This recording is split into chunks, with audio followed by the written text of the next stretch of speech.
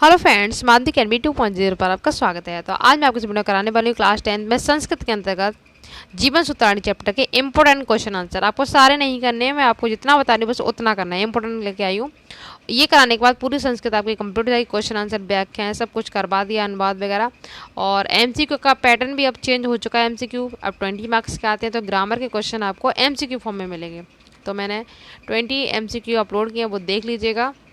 और पूरी ग्रामर तैयार करवा दी। हिंदी की तैयारी लगभग पूरी हो चुकी है। मुक्त भी करवा दिया, गांधी जी का सब आप कर सकते हैं। बस बिहारी लाल की इंपॉर्टेंट व्याख्या रहेंगे, वो करवा दूंगी। फिर आपको बस हिंदी का रिवीजन करवाना है। और कुछ इंपॉर्टेंट निबंध करवाने हैं मुझे। बच्चे कमेंट कर रहे थे कि मैम निबंध बता दीजिए कैसे करने हैं, तो वो भी आपको मिल जाएंगे। ठीक है, बाकी इंग्लिश की तैयारी चली रही है, साइंस की भी और एसएसटी की भी आपको वीडियो मिल जाएंगे। ठीक है, तो फर्स्ट क्वेश्चन है, इसके आपको श्लोक की व्याख्या जरूर कर लेनी है। टॉप पे रख लो, इसके श्लोक की व्याख्या जरूर आती है, मैंने करवा दी है। वो आप जब व्याख्या कर लेंगे तो इनके आंसर आप चुटकियों में याद कर लेंगे। जैसे मैंने आपको वाराणसी भारतीय संस्कृत करवाया था, वैसे ही आपको इसकी व्याख्या करनी है पहले, फिर आपको ये याद कर लेने हैं। अब मैं हिंदी में एक्सप्लेन करती जाऊंगी तो बिल्कुल भी टफ नहीं लगेगा। देखो, खात या आकाशात, मतलब इसको आकाश बोलते हैं। खात लिख के आए या ऐसे आए तो आकाश बोलेंगे। उच्चतरम किम अस्ति, तो ये बोलना है कि आकाश से ऊंचा कौन है। जब मैंने आपको चैप्टर बताया था व्याख्या, यक्ष और युधिष्ठिर के बीच में जब वार्तालाप हुई थी, तो यक्ष ने क्वेश्चन पूछे थे और युधिष्ठिर ने आंसर दिए थे। तो यक्ष ने पूछा था कि आकाश से ऊंचा कौन है। तो आपको एक वर्ड माइंड में रखना है कि आकाश से ऊंचा इन्होंने पिता को बताया था। तो सब कुछ सेम है, बस किम की जगह आपको पिता लगाना है। क्या लगाना है? पिता। बस हो गया आंसर। ठीक है, हिंदी याद रखो कि आकाश से ऊंचा क्या है, तो पिता।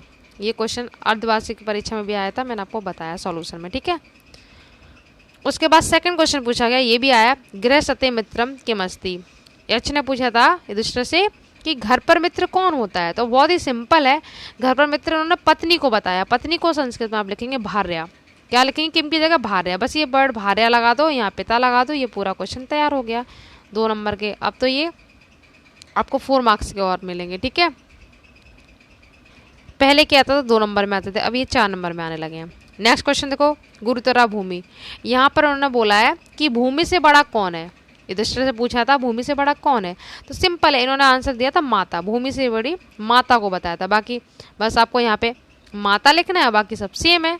यहाँ पे भार्या लिखना है, घर पर मित्र कौन होता है यहाँ पे पिता लिखना है। चुटकियों में आपको याद हो जाएंगे, बस हिंदी अच्छे से आनी चाहिए। आ गया कि नहीं आ गया तीनों क्वेश्चन याद? बस आपको व्याख्या आनी चाहिए। ठीक है, व्याख्या का लिंक दे दिया, वो जरूर कर लेना। ठीक है, आपको घबराना नहीं, बस जितना करवाऊँ बस वही करते जाओ, आराम से आप 90% बना सकते हैं। नेक्स्ट है, बातात शीघ्रतरम किम भवती। तो इसका मतलब है वायु से भी तेज क्या होता है। तो बहुत सिंपल है, मन। आप बैठे बैठे अभी अमेरिका घुमाओ, और बैठे बैठे आप क्या पता आपका मन कहाँ चल रहा हो। ठीक है, किसी का मन यहाँ होगा नहीं, कोई टीवी देख रहा होगा, सॉन्ग सुन रहा होगा, तो ये भी मन है ना, कहीं भी चला जाता है। ठीक है, तो अभी तो कहती हूँ कि आप पढ़ाई करो तो मन लगा के करो, जिससे आपको याद हो जाए। ठीक है, तो वायु से तेज क्या है? किम मतलब मन। मैं एक्सप्लेन हिंदी में करूँ, इससे आपको याद करने में कोई प्रॉब्लम, तो यहाँ पे मन लगाना है, बस हो गया। नहीं, नेक्स्ट है, उसके बाद ये भी क्वेश्चन आया है, मनुष्यम लोभम हित्वा सुखी भवेत। मतलब ये सॉरी, यहाँ पे क्वेश्चन, यहाँ ये वाला पहले क्वेश्चन देख लो कि मनुष्य क्या छोड़ देने पर सुखी हो जाता है। ये क्वेश्चन पूछे थे उन्होंने यक्ष ने युधिष्ठिर से, तो आंसर क्या मिला था? लोभ। अगर लोभ छोड़ देगा तो वो सुखी हो जाएगा। सिंपल सी बात है, जब कोई इच्छा ही नहीं बचेगी तो सुखी रहोगे ना।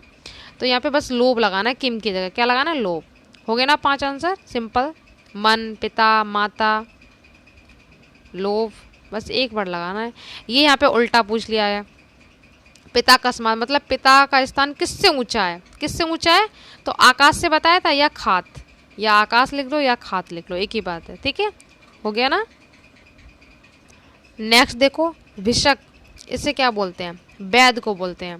अब कस्य मतलब किसका, मित्र मतलब मित्र, भवित मतलब होता है। तो वैद किसका मित्र होता है? सिंपल है, रोगी का होता है। अब रोगी को क्या कहते हैं संस्कृत में, वो आप देख लो, आतुरस्य।